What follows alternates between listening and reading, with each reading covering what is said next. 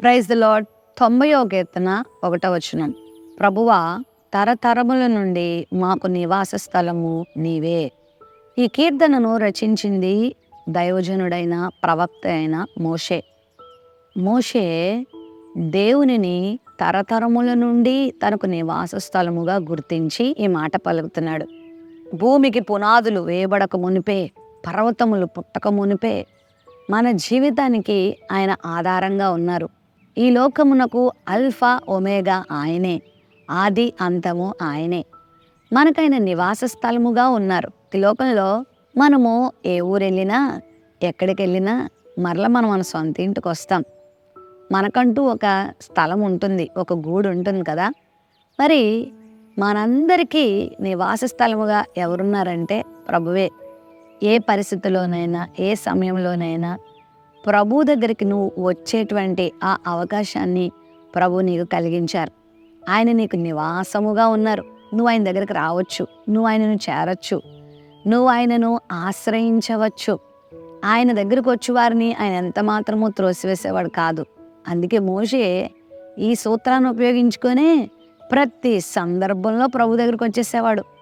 ఏ కష్టం వచ్చినా, ఏ నింద వచ్చినా, ఇశ్రాయేలీయులు ఏ సణుగుతున్నా, ఏ సవాలు తన ముందు నిలబడినా, ఏ సమస్య తన ముందు నిలబడినా, ఏ పరిస్థితిని తను చేజిక్కించుకోవాలన్నా, ఏమి చేయాలన్నా దేవుని సహాయాన్నే కోరుకునేవాడు.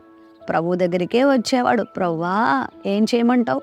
ప్రవ్వా, మీరు రాకపోతే నన్ను ఎక్కడికి తీసుకువెళ్ళొద్దు. ప్రవ్వా, ఈ విషయంలో నేను ఎలాంటి నిర్ణయం తీసుకోవాలి? ప్రవ్వా, ఈ విషయంలో నేను ఎలా ముందుకడుగు వేయాలి? నీళ్లు చేదుగా ఉన్నాయి, ఎలా ప్రవ్వా?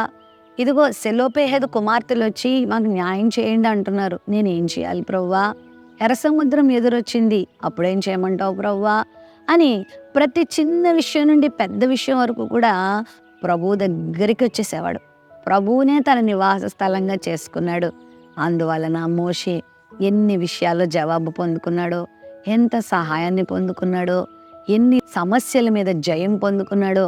గొప్ప ప్రవక్తగా, నాయకునిగా, దైవజనునిగా, తండ్రి అయిన దేవుణ్ణి ముఖాముఖిగా చూసినటువంటి గొప్ప వ్యక్తిగా దేవుడు మోషే నిలబెట్టాడు. కారణం, ప్రభువును తనకు నివాస స్థలంగా చేసుకున్నాడు. నువ్వెవరిని చేసుకుంటున్నావు?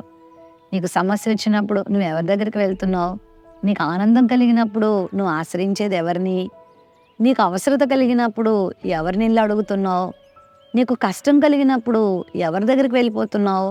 ఒకవేళ దేవుణ్ణే ప్రక్కన పెట్టి నువ్వు మనుషుల్ని ఎన్నిసార్లు నమ్ముకున్నా, ఎన్నిసార్లు వెళ్ళినా మనుషుల నుండి సహాయము తాత్కాలికమే, కొంచెమే. కానీ నువ్వు దేవుణ్ణి ఆశ్రయిస్తే, ప్రభువుని నివాసంగా చేసుకుంటే ఆయన నిన్నెప్పుడు తృణీకరించరు, ఆయన నిన్నెప్పుడు త్రోసివేయరు. నీ బాధను అర్థం చేసుకుంటారు, నీకు సహాయం చేస్తారు. నీ పరిస్థితి ఏంటో ఆయనకు అర్థమైపోతుంది. ఆయన నిన్ను చేసినవాడు, నిన్ను పుట్టించినవాడు గనుక నీ సంగతి అంతా ఆయనకు తెలుసు గనుక నిన్ను ఎక్కడ బాగు చేయాలో, నీకు ఎక్కడ ఏ సలహా చెప్పాలో, నిన్ను ఎలా నడిపించాలో ప్రభువుకు తెలుసు.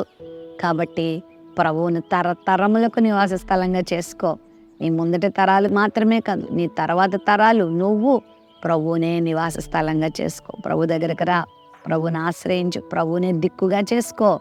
ప్రతి విషయంలో సమాధానాన్ని పొందుతావు, ప్రతి విషయంలో ఆనందాన్ని పొందుతావు, ప్రతి విషయంలో ఆశీర్వాదాన్ని పొందుతావు. ప్రేమ నమ్మకం కలిగిన మా తండ్రి, నీకంటే మాకు దిక్కెవరు లేరు ప్రభువా.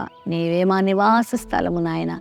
మేము చేరవలసింది నీ దగ్గరికే, మేము రావాల్సింది నీ దగ్గరికే, మేము అడగవలసింది నిన్నే, మేము ఆధారపడవలసింది నీ మీదనే.